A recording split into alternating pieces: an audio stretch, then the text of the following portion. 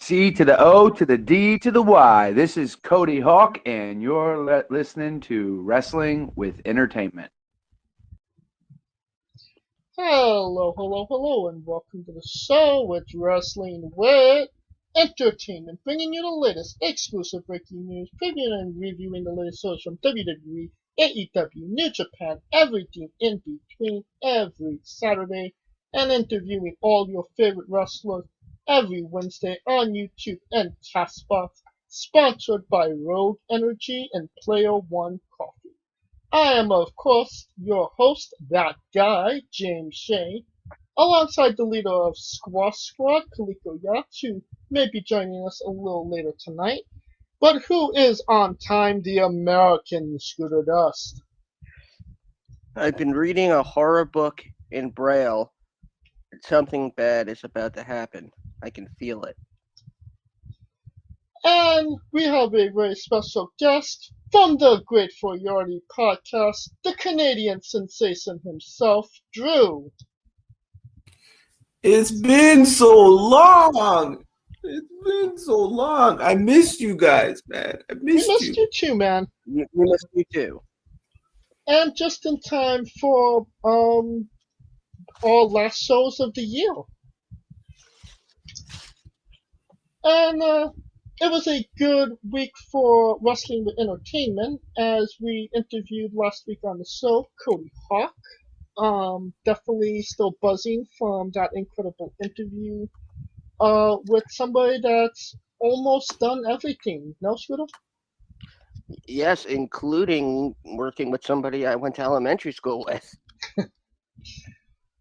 And next week on the show, we got Devontae's incredible interview with somebody that you should definitely be checking out. There's a lot of fun anecdotes and a lot of things you might not know, having listened to his other interviews he's done in the past. So, if you don't believe me, here's a little clip of that interview right now. There you go. New Japan wrestler Taichi, his ring gear gets smaller every year, revealing more of himself to the world. My question, what is the appropriate trunks to butt cheek ratio for ring gear? I couldn't give you an exact inch, but I would say it should cover your whole cheek. It's okay if a little bit is popping out. But I don't know if you've seen AEW a couple weeks ago with Andrade, and it was just too much cheek for me. You know, it looked like he had like boy shorts on, kind of. Yeah. And it was like 30% of his cheek was out, and it was just bothering me. I'm like, that I don't know if you purposely did that. I mean, that's did it, but I think you need to go back to whoever does your gear. You got ripped off. They did not put the extra 30%. Right. Yep. All right.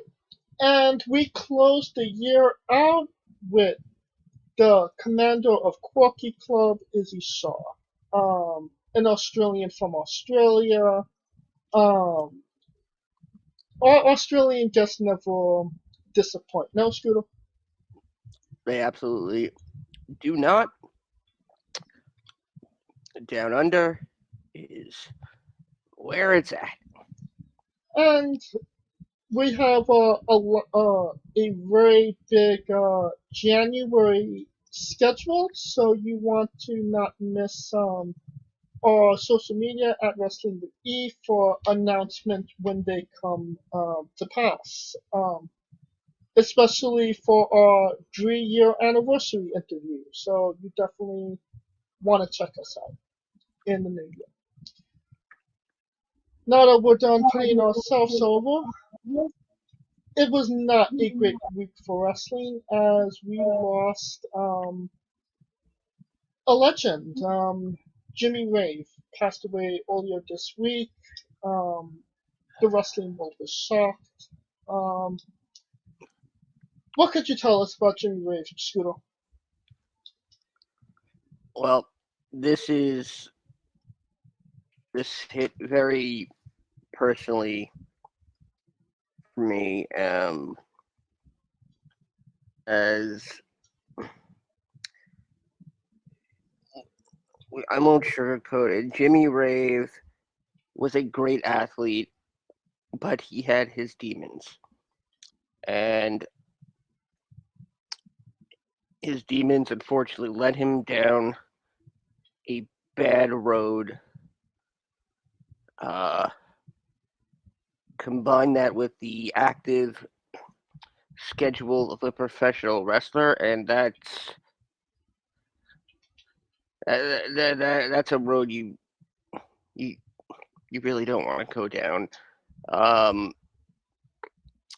God, he came to me in March of 2020 personally and asked me for help.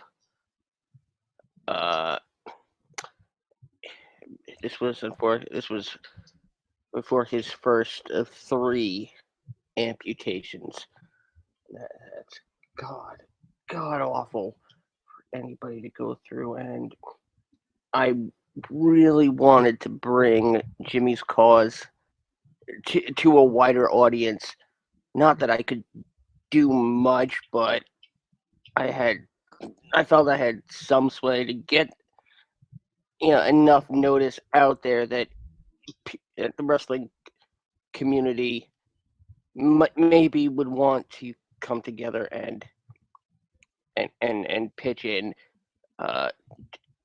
Jimmy would go on to raise a bit of money for his medical bills. Unfortunately, 2 more amputations after that first one, and he was. God, this. You okay? Good. Yeah. He spent a lot of time in Impact in the early days. Spent a lot of time in Ring of Honor.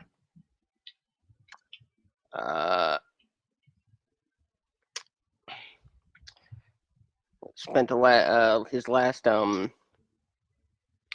days in the ring in Atlanta for Atlanta Wrestling Entertainment.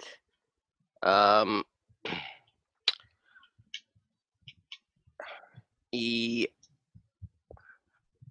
did spend some time and he tried to get help for his addiction.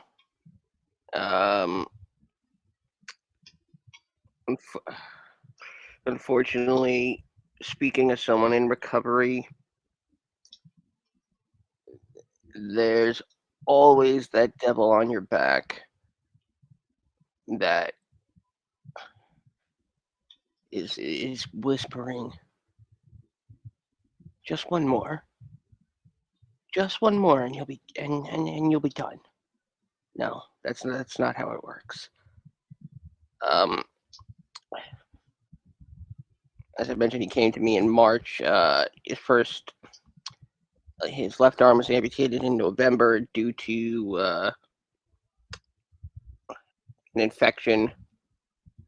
And then this past October, he had lost both of his arms, both his legs to a MRSA infection at the time.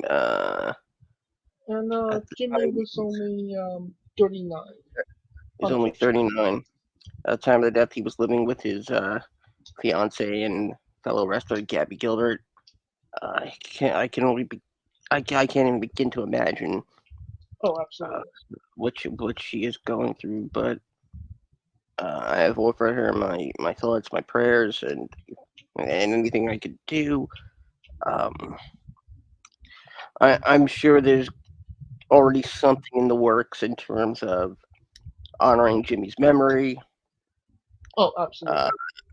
And when we get more on that, we will letting you know what it is and Um, how you all can take an active role in it if possible. and clearly it's a terrible thing and all of that. But the good part Yep. about it is that he could finally rest in peace Yes. now. Drew, do you want to add something about the memory of Jimmy Rave?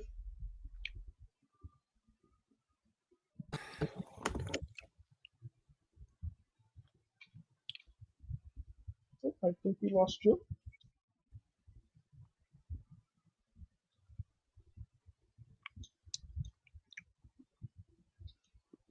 Yep. If Drew was here to begin with.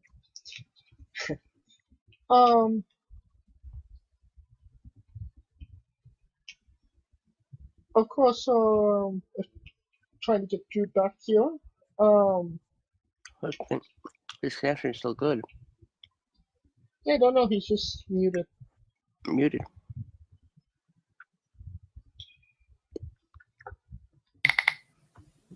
Guys? Yes. There he is. There you go. Okay.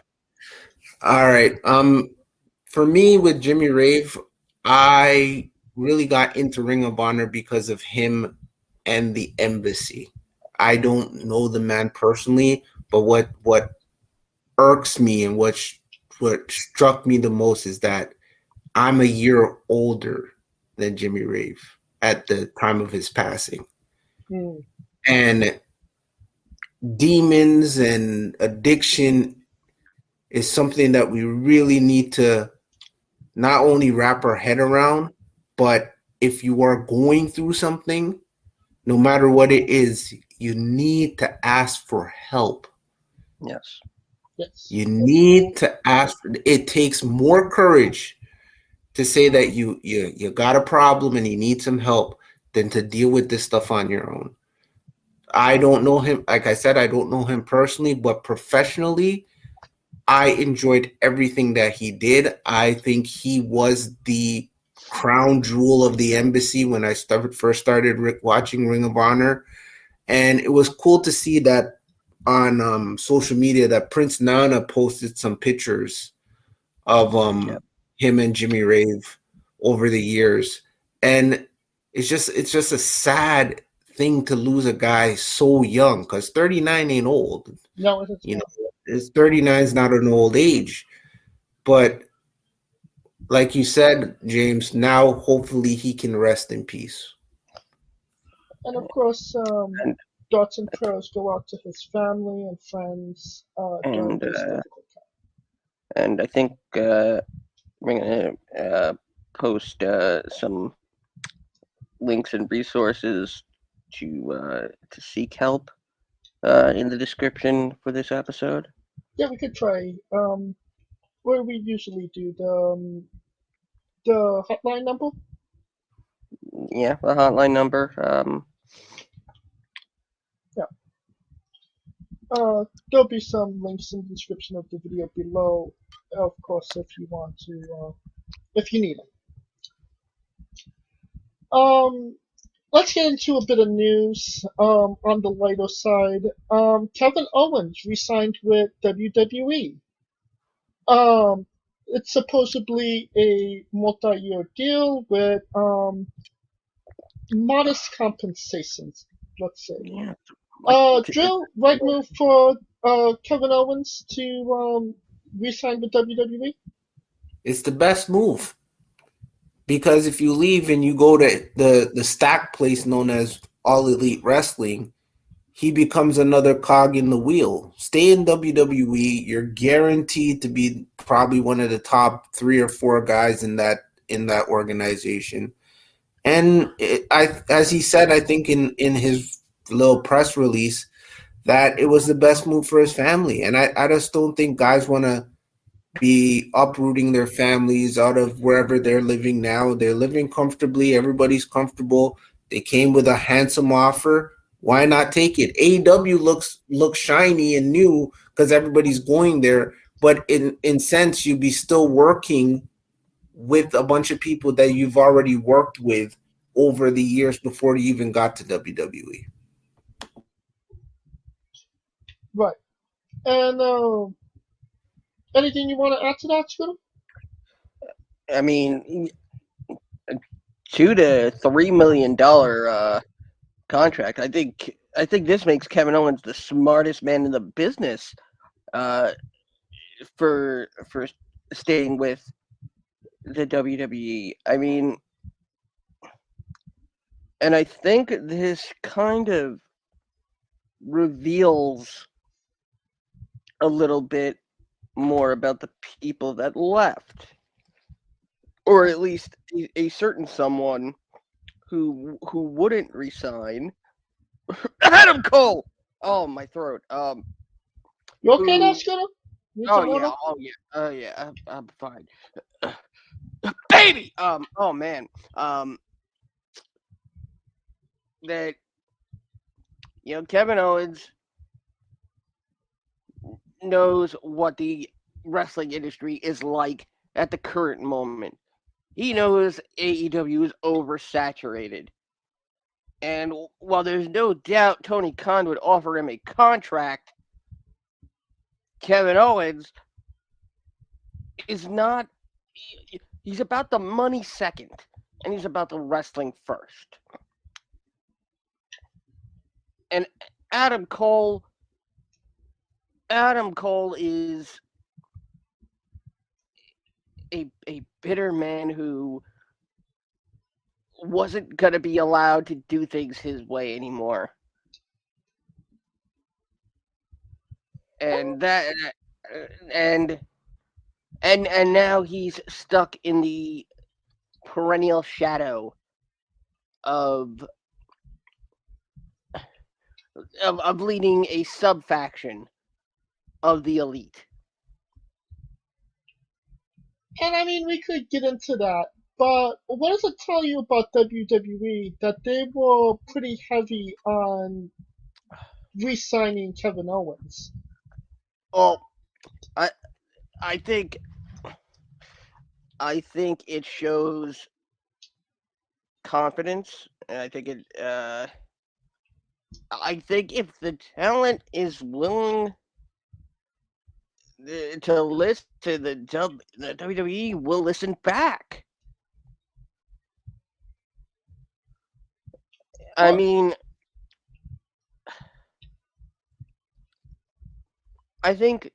honestly, I think the more interesting part here is the fact that as of this recording, Sami Zayn is also officially re-signed. Oh, really? I didn't hear that. I mean, they've been pushing Sami hard, especially in this kind of subplot rivalry with Brock Lesnar.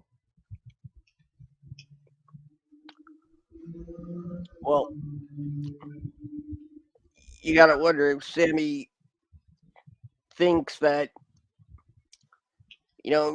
maybe he doesn't see, a run with, with the Universal title or the WWE Championship. So the next best thing is volunteer to be the whipping boy for them.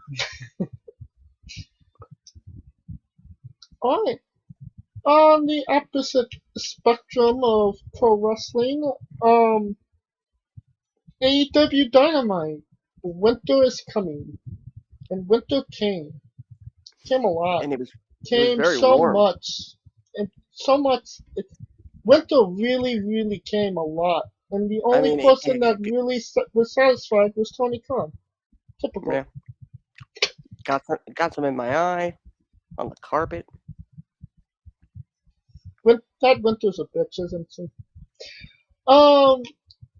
Hangman Page versus Daniel Bryan. Now we're time limit. Drew, right call to make, bad call to make. Your thoughts on all of that? Okay. It's the best move you can make because here's the thing. Tony Khan was booking Winter's Coming for Tony Khan. Tony Khan wasn't booking that show for fans or anybody else. He was trying. He books everything. Yes, because he is the king of the castle. whatever he says goes, and he tries to tell these guys, you have creative freedoms, do whatever you want to do. But in the scale of storyline, Adam Page in his first title defense in a draw, to me, didn't make sense. Agreed. Because you want to keep your champion strong. So even if it was something like, I don't know, somebody ran in that has angst with Daniel Bryan or Bryan Danielson, or somebody that has angst with Adam Page to cause him the match. So technically, none of them both lose. When you do this whole time limit draw thing, and it's harkening back to the old school days. It's Dusty booking 101 and Dusty finishes. Let's do a time limit draw because then nobody loses. Like, that's why there's no ties in hockey anymore. But it was a stupid move, and I just feel like sometimes when you watch AEW, it's like the Tony Khan wrestling program more than it is a wrestling program that is to be an alternative for the WWE. I agree. I mean, they could have had Hangman Page beat Bryan Danielson, and he could have still been number one contender. Nobody would have batted an eye at that. But I agree. I mean, the Hangman Page's first title defense needed to be a W. Agree, Scooter? Absolutely. And well, Adam Page is a great wrestler. He is the wrong guy to book to go for an hour. I agree with that. Half an hour, I can understand. But big guys are not supposed to go an hour. It just points out their flaws more and more as the match goes on. Now, keep in mind that the last time Bryan Danielson faced an AEW champion,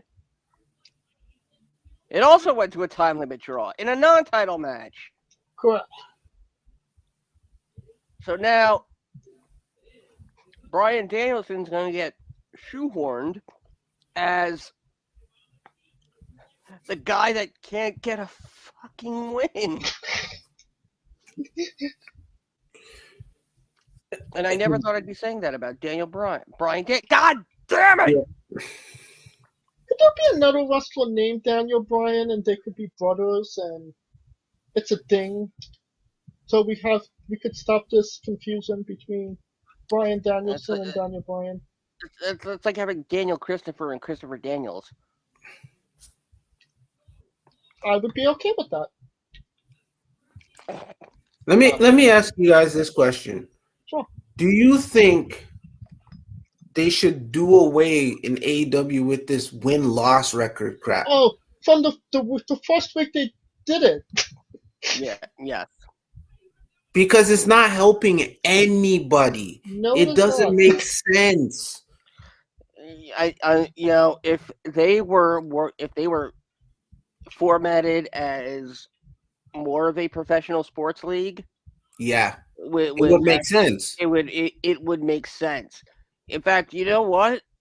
Make 2022, make the entire year about making those wins and losses matter by doing their a year-long G1. Oh my god. Or like a season or something. Exactly. Where you culminate at the last pay-per-view is that, so these guys are in the final four and the winners of that are going for the number one contendership for there's a champion at the end of it for every division. So these are the contenders, the top four for the tag titles, the top four for the women's belt, the top title for whatever. It just, when you just say a win-loss record, like I saw on Wednesday, they threw up Wardlow's win-loss record. He's like 25-3. He should be going for the world championship with a record like that. But I mean, most of those are from jobbers on Dark and Dark Elevation, which. But it doesn't matter if it's a win-loss record and he has 25 wins in 28 matches. He should be the number one contender, not the guy that just had 6 matches in the last, 3 weeks because he joined the company and he's a hot name? See, this is why there should be some sort of point system where, points accrue and, and that determines rankings. I would also say that AEW would benefit from taking a page from professional boxing and having 3 judges They tried that once. to award said points for each match. Well, it's a matter of trying. The wins and losses will never matter, no matter how much they get, emphasized. I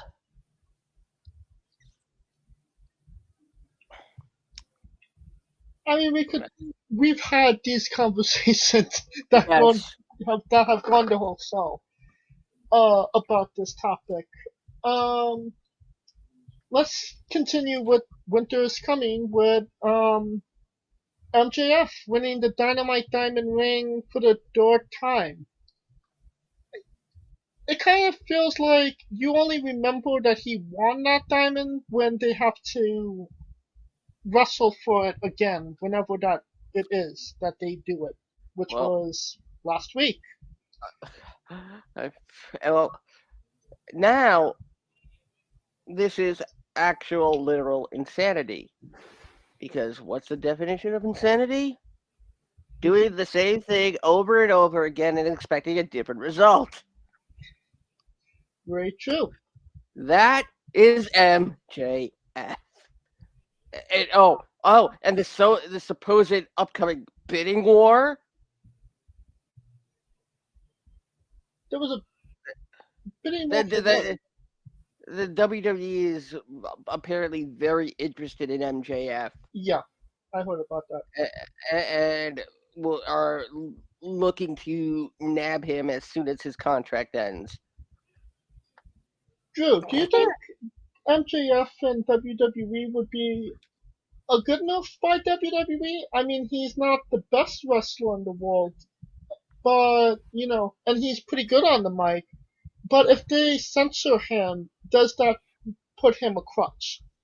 MJF's character right now, if he was WWE, it would fit in the Attitude Era, not in the PG era, not today. He's too controversial for what he says on the mic. Yes, he's not the best in-ring performer.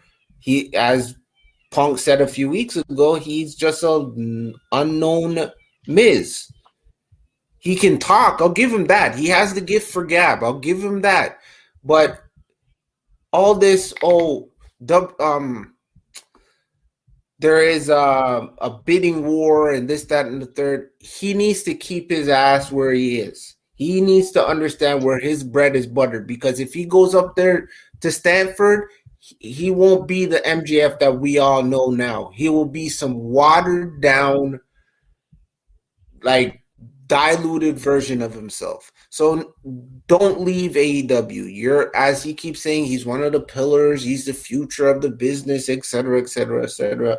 But his character does not fit in Vince's toolbox right now in the PG era because of his mouth. I couldn't agree more about that.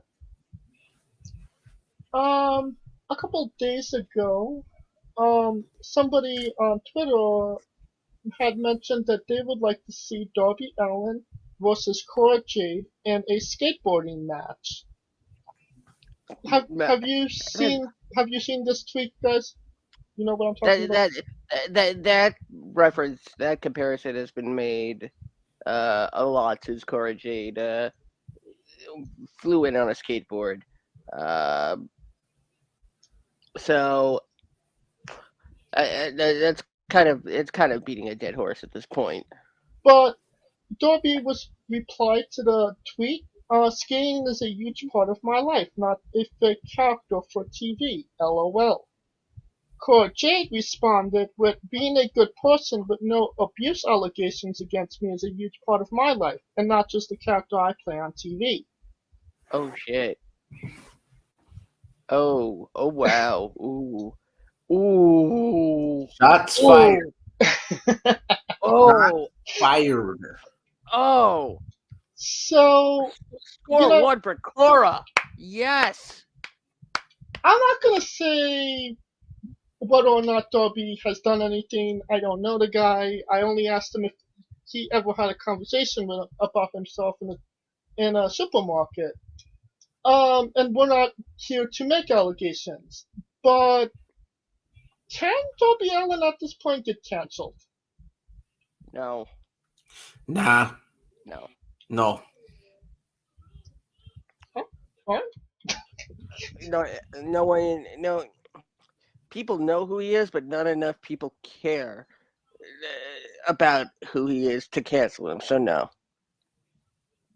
So this goes back to people not knowing who he is in the supermarket. Okay. Great. Yep. Johnny Gargano. Soon after we had a conversation last week on the show, he opened a pro wrestling piece store and a Twitch account. Signs that he is not signing with WWE, Scooter?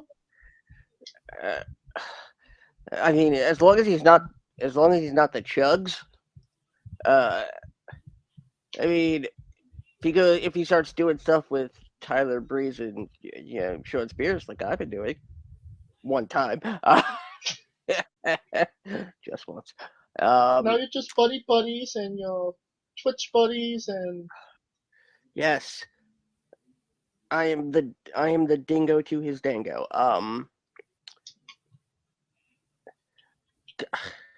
Gargano just seems like the guy who would be like, he'll be on Twitch and be like, am I doing this right? He'd be like, all right, today we're going to play Super Mario Brothers on the NES.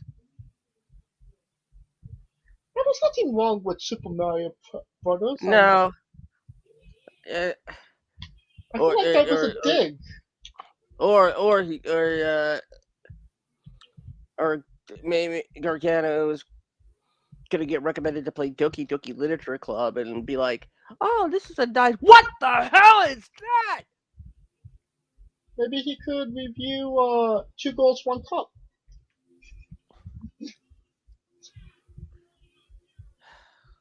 Drew, do you see Johnny Gargano making the dumb move of going to AEW? Maybe a smarter move would be to go to an Impact. Maybe wait it out and see if Ring of Honor is still a thing in April. Best move for Johnny Gargano is to go home, be with Candice and his new baby. That's his best move. Because she still has a job in WWE, correct? Yes. The best move is for him to go home, reevaluate, look at the landscape, and then pick your shot. Because if you are running off emotion, you're gonna make the wrong decision. This is coming from a guy that's a dad. You have to, when it comes to taking a job or moving or anything like that, you can't think with your heart. You gotta think with your head. So what he needs to do is go home, enjoy that new baby with Candice, and reevaluate and see where the market is in a few months. Because like you said, we don't know what Ring of Honor is going to look like in April. We don't know what AEW is going to look like in the next few months. We don't know anything. if we haven't learned anything from this thing called COVID-19 or Omicron or Delta, is that we ain't no shit. And when we figure that out, then we can make moves. Before that, Johnny Gargano, I would say this: go home, be with your wife, be with your new baby, reevaluate, and come back and do whatever you're gonna do. Because that would make you a bigger star. If Ring of Honor is gonna be restarting and only want to pick up guys for a couple months or do a couple programs here and there, sure, he'd be a name I would draw after. WWE is looking for him, sure. Look at the marketplace then. Don't do it now, because right now you don't know what's going on. You make a to, really great point, though. Plus, he has to check. He's a free agent. What rush are you into to signing anywhere?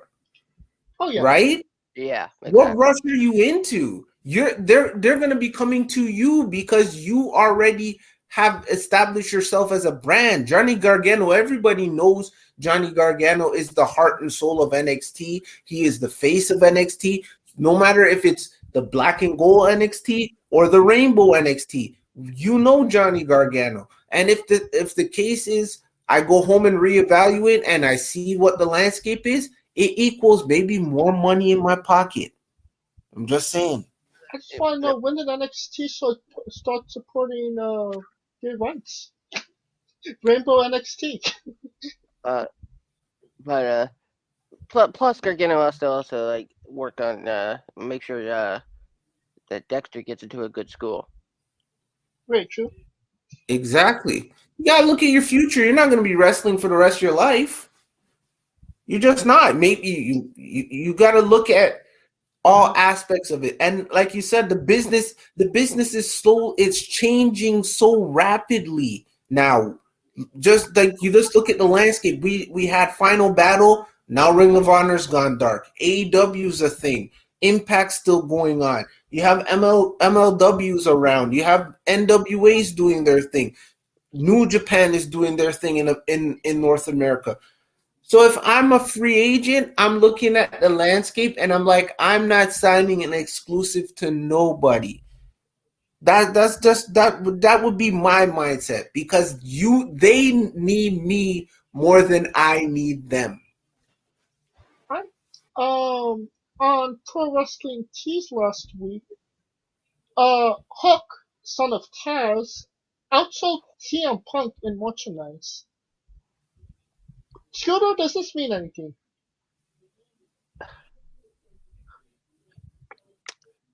That's none of your business, and I'll thank you to stay out of my personal affairs. No, by the way, we can now only refer to him as Hook, son of Taz. Well, what do you want to call him? Pete Jr.? No, no, it doesn't mean anything. I mean, it was a white shirt that just said Hook, and it outsold CM Punk. That's gotta mean something. My grandmother could outsell CM Punk, and she's dead. No. Do you think Punk even cares? Punk probably don't care, but Hook might. And AEW might. And you know what? CM Punk will be glad to talk him up and be like, yeah, that's the kid that outsold me in t-shirts. Joe, agree with Scooter or agree with me? I agree with Scooter. It means nothing. Okay, he outsold him. It's whoop-de-doo.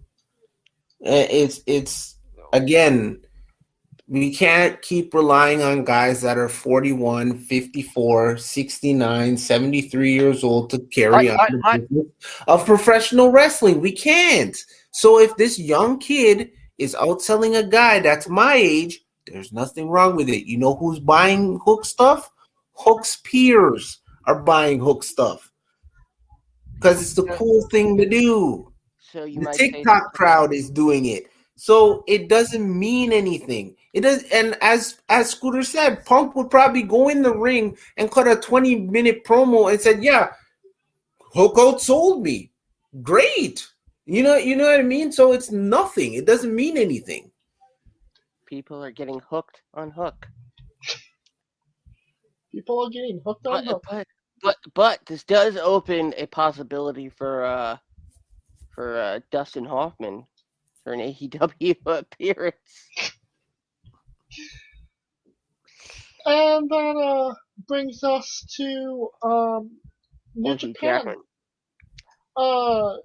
The Best of the Super Juniors and World Tag League concluded earlier this week. Hiromu Takahashi won Best of the Super Juniors for the third time. And Goto and Yoshihashi won Best of World Tag League. Drew, your thoughts on Hiromu Takahashi winning the Best of the Super Juniors? To be honest with you, it didn't really matter to me. Like, honestly, I'm just personally, I'm really cold on New Japan. Like, after the G1 and everything like that, I'm interested to see where they're going as a company with this whole Wrestle Kingdom over, I think it's 4 days this year. 3 days. But this whole Best of the Super Juniors, I'm like, to be honest with you, after the G1, I'm kind of burnt out from New Japan, and then when this tournament rolls around, I might take a look at 1 and 2 matches. So it's okay whoever wins it, but does it help elevate them? The guy that's won it the last 3 years, do we really know a lot about him? Has he been featured a lot? Has he been like thrown up there in a main event picture for a title shot, anything like that? It's just like, ho hum, here's another tournament. We put the same guys out there. We see what happens. I'm just really cold on New Japan. It's like I want to see them grow, but in the same token, it's like if I miss it, it doesn't really hurt my like wrestling watching, to be honest with you. And I mean, I kind of felt like if anybody should have won it, it should have been Desperado. He's the champion currently. And Hiromu really didn't need that W. Another a Super Junior win. He's won it twice already. But I guess that's where they're going. Another Hiromu Desperado match anyway. So I guess they still got to where they needed to go. And Scooter, your thoughts on Yoshihashi? Fuck Yoshihashi. And that brings us to Wrestle Kingdom. It's January 4th, 5th, and the 8th. The one thing that really interested me was no Kota Ibushi and no Jay White. What do you think about that, Scooter? 2 of the biggest stars not being featured on at least 2 nights of Wrestle Kingdom. I mean, that you would think Kota I could probably even understand. Jay White though, I mean, you know what? On second thought, I could probably even understand Jay White, because you know what? It is strange that both of them are not there. God, I'm having trouble keeping track of Jay White because I don't remember the last time. Was he at the last New Japan event?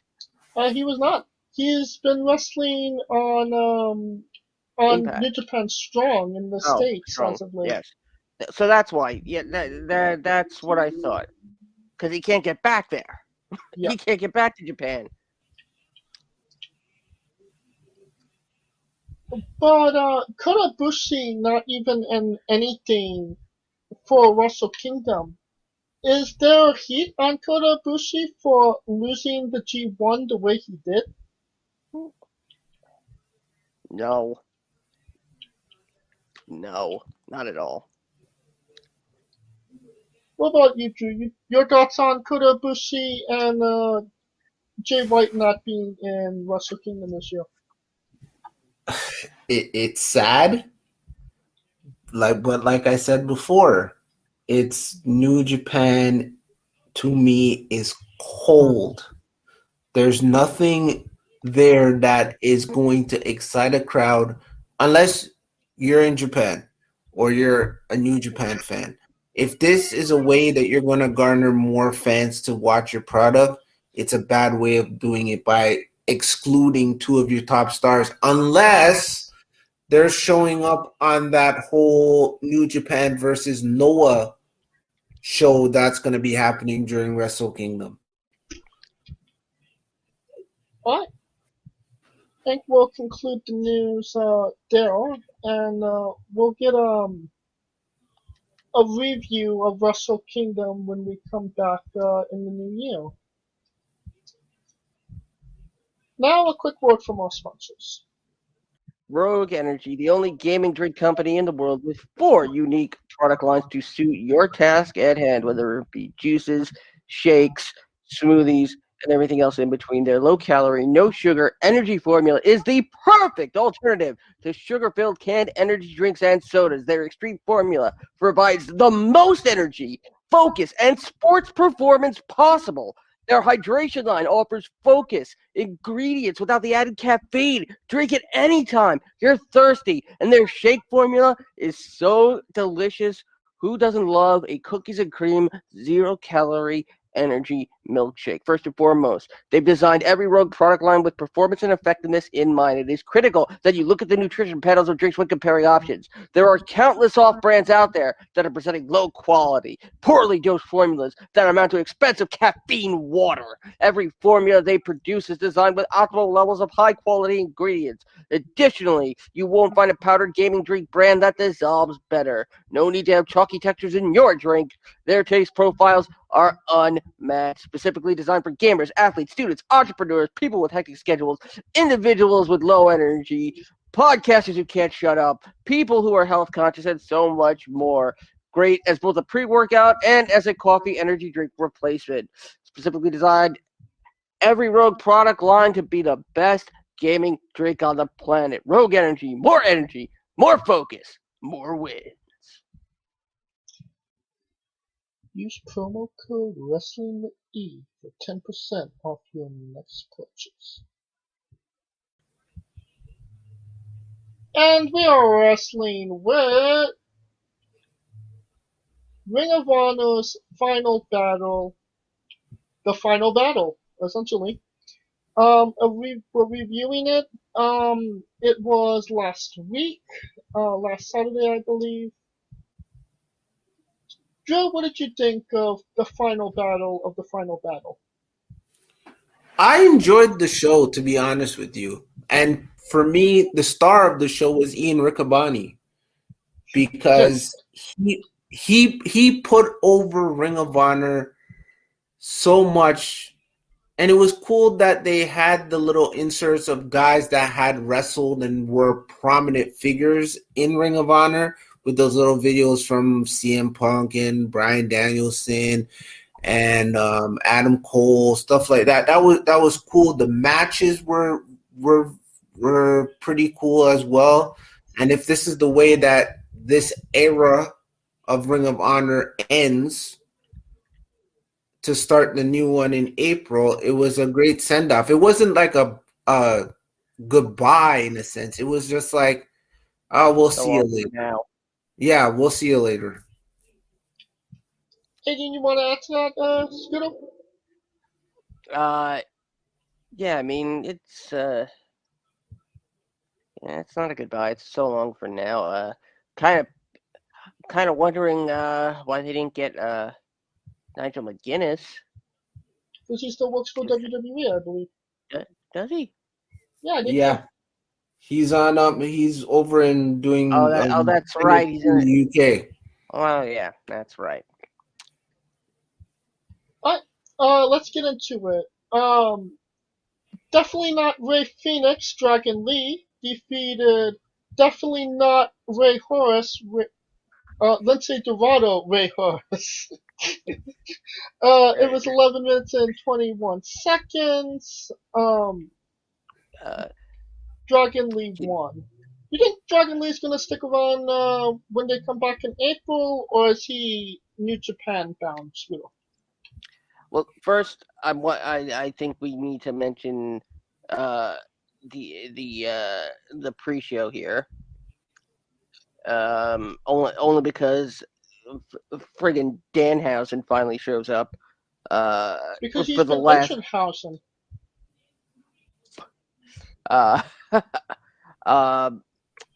But is Dragon Lee New Japan bound? I don't know. Maybe. I don't know. I can't answer that. Do you want to answer that, Drew? It's a good fit for him. If he goes to New Japan, it would be a good fit. If you want to keep your reps up until you see what Ring of Honor is doing when they return in April, but yeah, it could be a landing spot for him. Sure. We get our first video package of the show. Eddie Edwards said some words about Ring of Honor, which is great. But I mean, Impact Wrestling and Ring of Honor kind of go hand to hand as the little engines that can at this point. So, if they have one of those superstars on their TV, it's not going to hurt Impact Wrestling. No? No. Yeah. Alright, fatal four-way match for the TV Championship. Rhett Titus defeated Dalton Castle. Definitely not the Butcher, Silas Young, and still prestigious Joe Henry in 8 minutes and 30 seconds. Right guy won this match, Rhett Titus. I mean, he's been there forever and never held a singles championship. Drew? Yeah, right guy won the match. He deserved it. 15 years in Ring of Honor, his first singles title on the end of an era show. Sure, perfect guy to win the title. Was it way too long, Scooter? 15 years to wait for a singles title? I mean, if you're really talking about title reigns, I mean, Brock waited 11 years. So I do agree that 15 minutes for a television championship is way too much.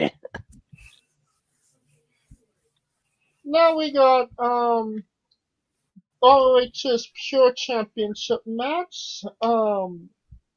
Josh Woods defended the title against Brian Johnson in 12 minutes and 59 seconds.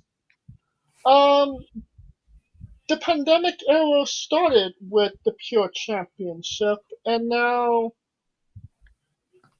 it's the last match for this championship. Should we see more Pure Wrestling if Ring of Honor comes back, Scooter? It's a very slippery slope given the rules associated with the Pure Championship.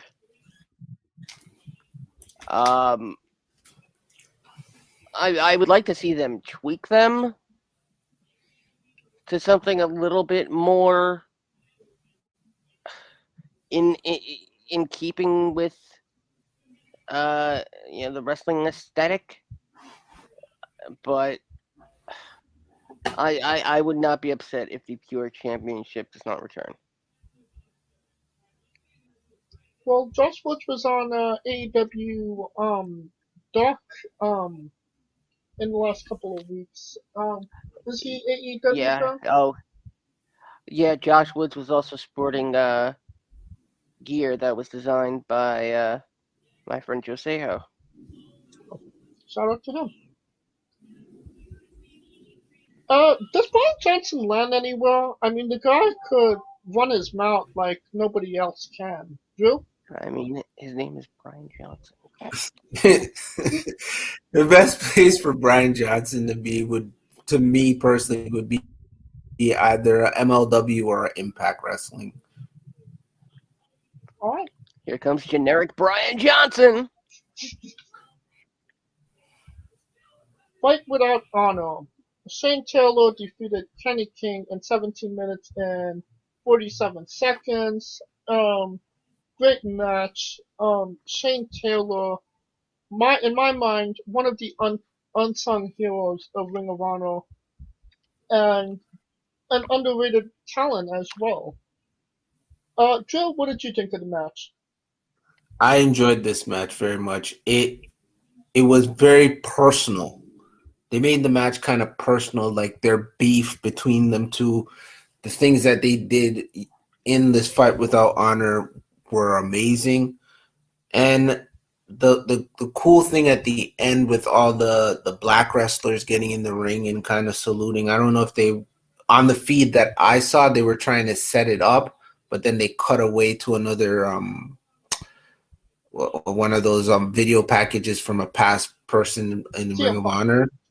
Yeah, they cut to CM Punk, but I ended up seeing the photo on Twitter, and I thought that was a cool touch that these two black athletes that pretty much killed each other for almost 18 minutes to tell an amazing story in the ring, and that to see the guys from Shane Taylor Promotions, to see Caprice Coleman, to see majority of the black wrestlers get in there and give a salute. That was a cool send off to Ring of Honor for a guy that's black that got into Ring of Honor back when the only black wrestler I saw in Ring of Honor was Jay Lethal, to be honest with you. Like I said, Shane Taylor, underrated talent. Do you see him sticking around if they come back in April, or do you see him going somewhere else? That one for me is a tough one. That's a tough one. That's somebody I would want to see come back in Ring of Honor in April, but I know guys gotta eat. Guys gotta get some bread. So, like when you asked Scooter about Dragon Lee, I really can't answer that one, to be honest with you. I would love to see him come back, but I don't know where he lands in the meantime. Scooter, what do you think of Shane Taylor should land?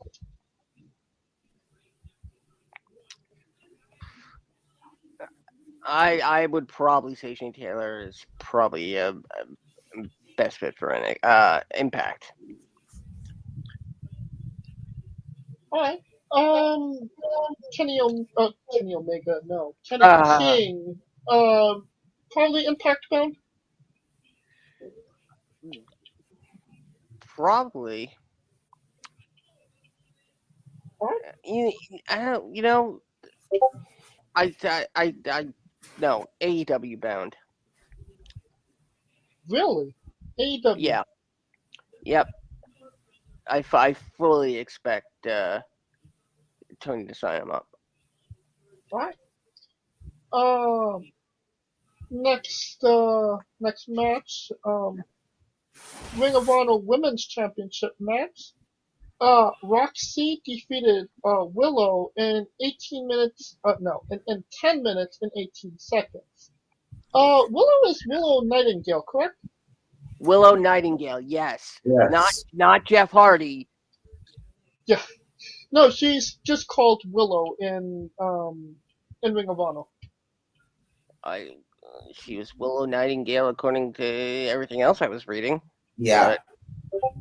On the show, they only called it Willow, and for title call it said Willow as well. So I don't know.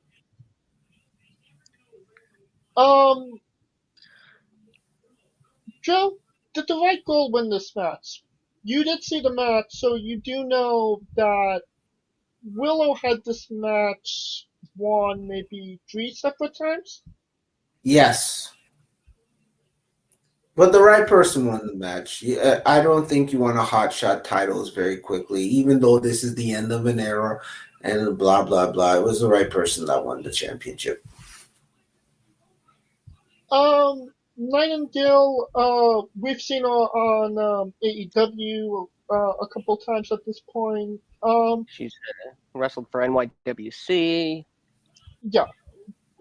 No doubt that this girl is going to land on her feet. Roxy, this was her first big break.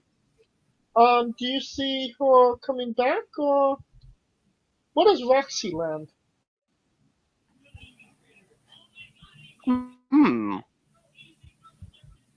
Probably Impact. Because Deonna Purrazzo challenged her after the match? Yeah, most likely, yes. And that was our first big surprise. Deonna Purrazzo came out after the match and challenged Roxy on Ring of Honor television for the Ring of Honor Women's Championship.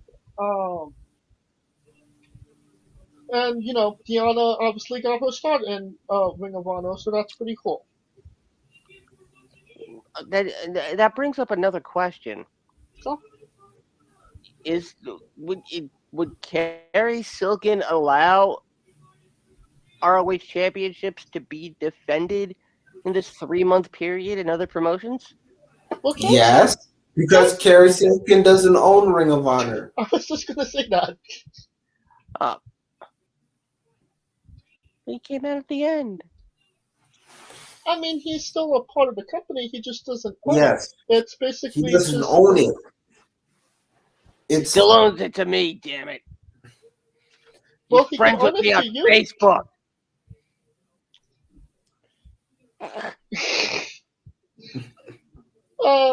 Adam Cole was the next one we got a cameo from.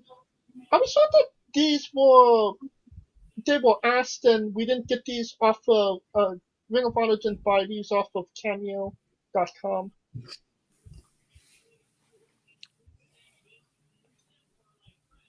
Not gonna touch that? Nope. Okay. And Adam Cole didn't even get the finish because they cut the feed afterwards. Yes, well, winter was coming. I mean, Britt knows all about that. Violence Unlimited, Brody King, Homicide, Tony Deppen, and Rocky Romero defeated the Foundation, Tracy Williams, Taylor Rust,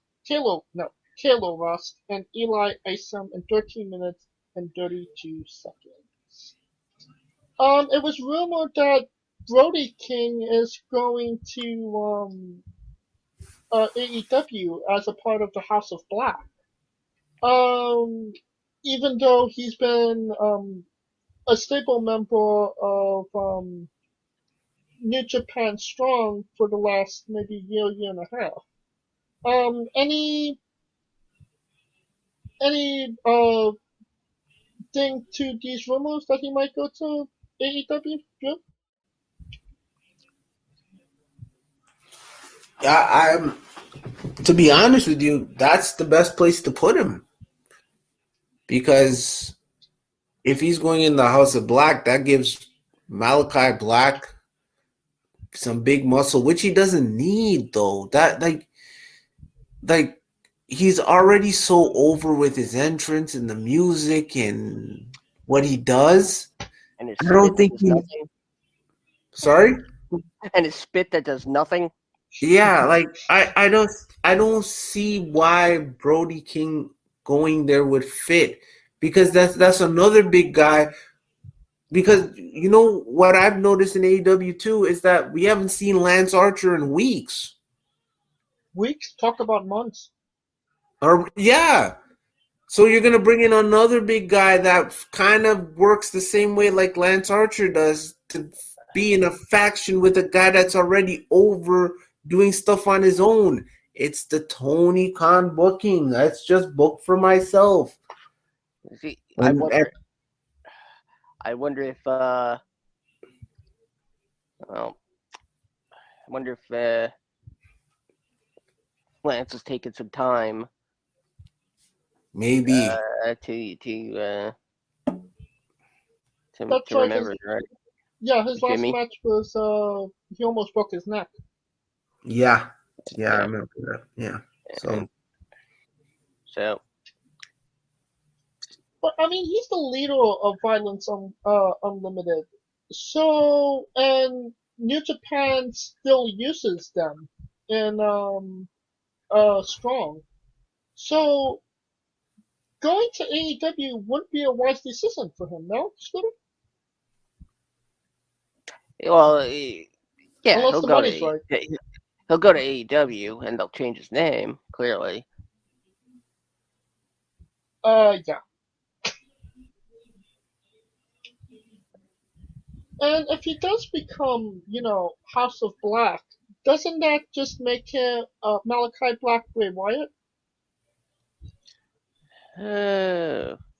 Yeah, I guess it does. Ring of Honor Tag Team Championship match. The Briscoes, Mark and Jay defeated the OGK, Matt Taven and Mike Bennett with Maria Canales. Bennett in 15 minutes and 56 seconds. Nobody more associated with Ring of Honor than the Briscoes, no? Drew? Nope. They are the face of Ring of Honor. They're the guys.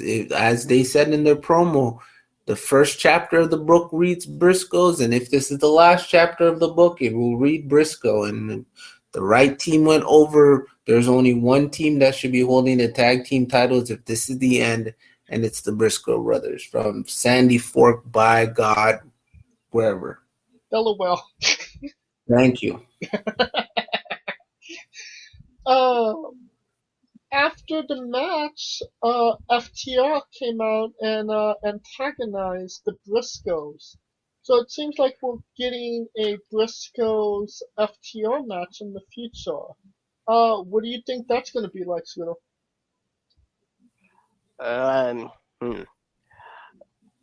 Will the Briscoes be able to win more teeth?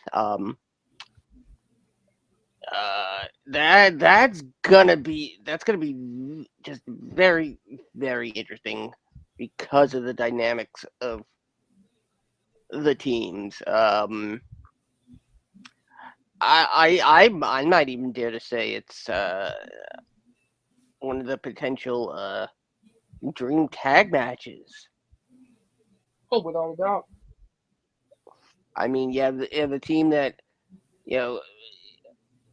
not just defines Ring of Honor, but also hardcore. Oh yeah. Wrestling against the team that's no flips, just fists. What do you see this match happening though? Is it an AEW match? Is it a AAA match? Is it GCW?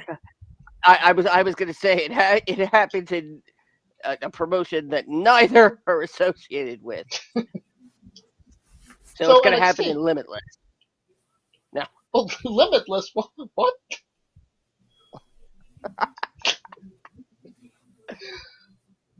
Drew, same question. Where does this match happen?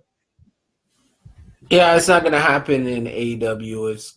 I think GCW, to be honest with you, where you can go full out hardcore style if you wanted to. But if they wanted to put it on television, it'll end up being on a AEW Dynamite or a Rampage or maybe an AEW pay-per-view. But I just think, personally speaking, don't hot shot matches so quickly. Like the angle was shot last weekend. Like, for instance, have the Briscoes run in on FTR one time on a Dynamite. Like stuff like that. Like build it up so that when we get to the match, we're actually interested in the match. When you're just going to say, hey, they're going to have a match, it's kind of like, where's the story? Why did FTR come to Final Battle to antagonize the guys that are the pretty much the standard bearers in Ring of Honor when it comes to tag teams? Why did they do that? Like, there needs to be reason behind everything that you do, especially when you're trying to tell a story. So don't just throw the match out there and then, oh, see, we had this dream match, and then it's cold. You know what I mean? Yeah, I got what you mean. That brings us to our main event. Jonathan Gresham defeated Jay Lethal in 15 minutes and 11 seconds to win the vacant Ring of Honor World Championship. Let's start off by saying that Jay Lethal is not contracted by Ring of Honor anymore. He is AEW. Bandino, the current Ring of Honor champion, tested positive for COVID, could not be at the show, and they needed a replacement. Tony Khan gave them Jay Lethal. Good thing for AEW to help Ring of Honor out a little here, Scooter? Yeah, absolutely. But that does also beg the question, could they not catch a break considering, Bandino was their guy and he couldn't be at their last show? Well, I mean, what are you gonna do? I mean,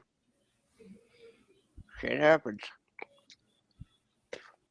Cowboy shit?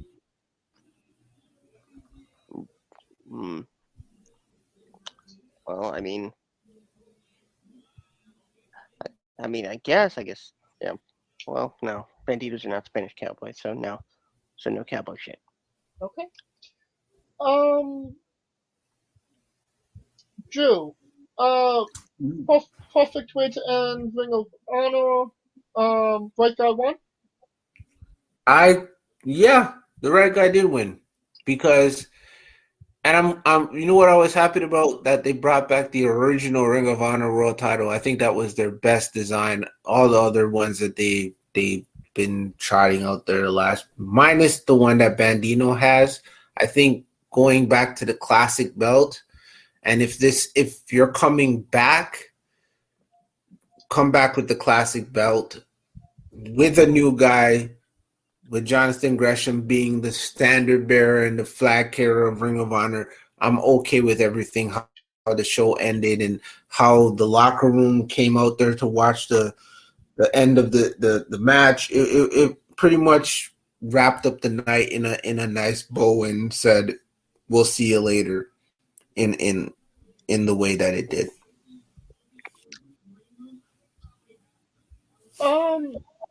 The one thing that, just going over this, it didn't seem like any match went over 15 minutes. The longest match on the card was Shane Taylor and Kenny King.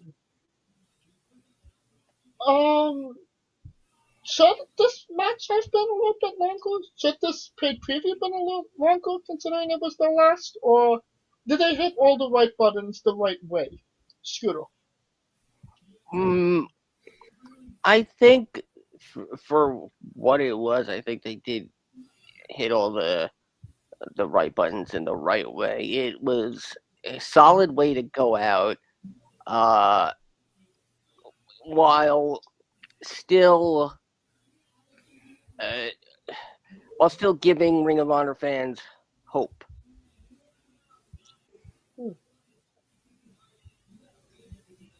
Alright. That being said, something is coming in April. It's definitely not winter though. Do we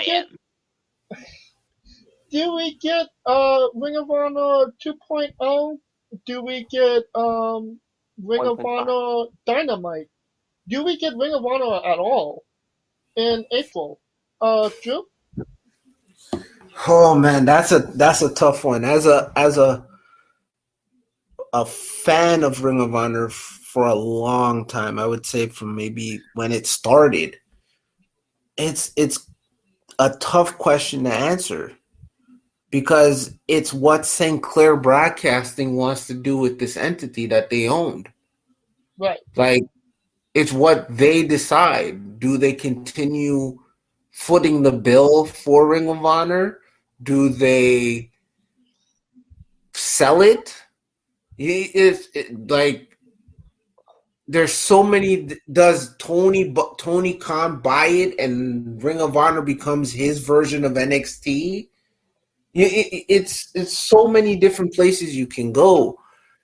So I'm at that point now as a fan. I'm at wait and see. If it comes back, great. If it's sold, great. If this was the end, as CM Punk said in his video, don't be sad that it's gone. Just be happy that it was here. And he was right when he said, look at what this Ring of Honor has spawned, because everywhere you turn in the world of professional wrestling, especially with the two big companies that we have, there is some footprint of Ring of Honor. You look at in the WWE, you have Kevin Owens, former Ring of Honor champion. Seth Rollins, former Ring of Honor champion. You go over to AEW, majority of those guys wrestled in Ring of Honor. So Ring of Honor's footprint will be felt for years to come. And I just hope that it does return so that it gives a younger generation an opportunity to learn the world of professional wrestling and make some money doing it. Same question to you, Stu. Honestly, I think Tony buys it. I think Tony buys it, and I think Tony allows it to keep going. I think Tony wants the entire ROH back catalog, which, as of this show, is now the most wanted back catalog in the history of independent wrestling. And keep in mind, if we factor in time, we won't be seeing an AEW only network until 2048, 2049. Because it took the WWE 30 years. So AEW buys Ring of Honor, but it's still Ring of Honor. And Tony Khan will differentiate it as, oh, it's like NXT, but better. It's not development. It's just more AEW. Alright.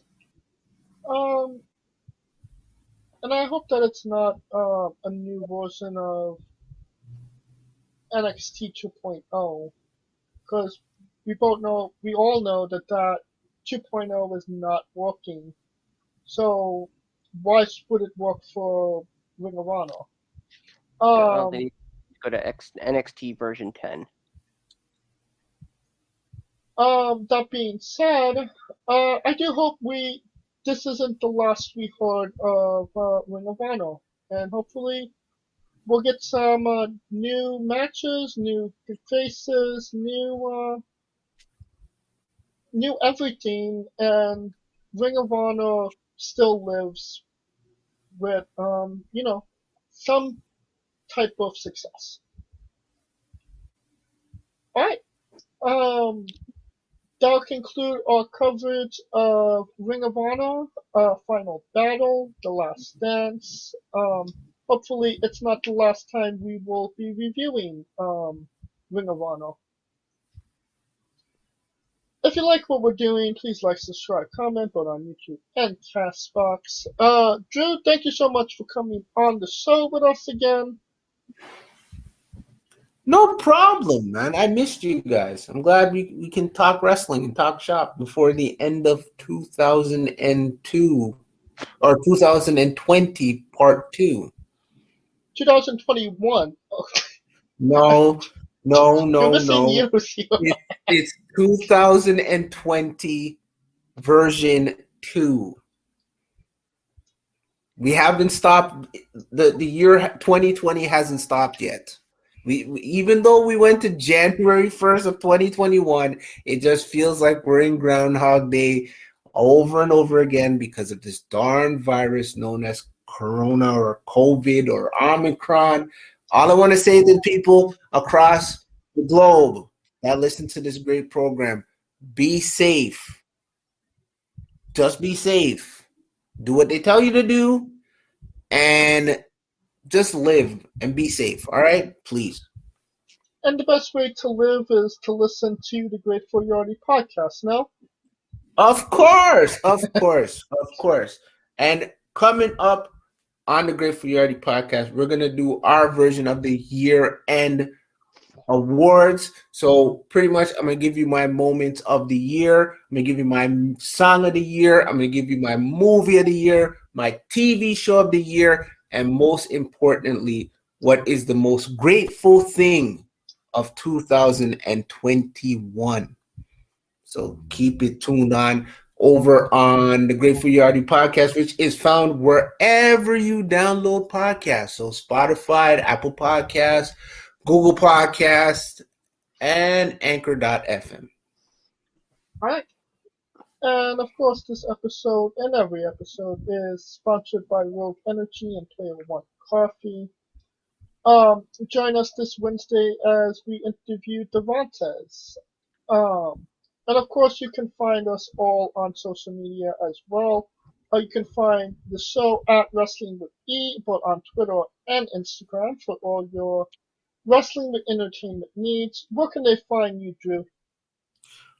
DWrestling99 on Twitter, Drew Wrestling 99 or Drew _Wrestling 99 on Instagram. I gotta remember my own tags here. And you can hit me with an email that is Mr. Drew Wrestling 99 at gmail.com. And of course, you can follow Kaliko at I am Kaliko. You can follow me at JamesShane993. And where can they find Scooter? As always, you can find me on Twitter at ScooterDust, and of course on the Remix with James, bringing you the only live streaming alternate commentary podcast still on the web today, coming at you on January 1st with day 1-ish. And it's Thankmas all this month over on Twitch. Join me, Enrico Constantino Jr., and the rest of the Smoking Dragons as we raise money for New Story, a charity that builds homes for those that desperately need it in these trying times. And they do it via 3D printed houses at only the cost of $10,000 a house. Great news is that we have already trumped last year's goal of $18,556. We have raised, as of this recording, a little over $19,000, and they're going to do something at 20 grand. But I have promised that if we can raise 20 grand over on the Smoking Dragons Twitch channel, I will cut my hair, which has not been cut in 4 years. Are we talking like a little trim here? No, we're talking bald. We're talking bald. We're talking. I gotta grow it in for another 4 years, and that's twitch.tv/Smoking Dragons. You got until the end of the month to get me to cut my hair. All right. For our special guest Drew, Gr8ful Yardy, Scooter Dust, I'm James Shea, and this has been Wrestling with Entertainment.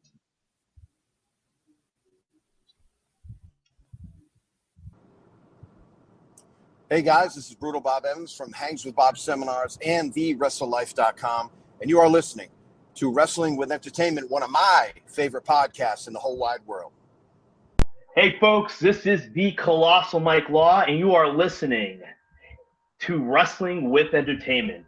Enjoy the show, support these guys. We appreciate it very much. We'll see you at ringside.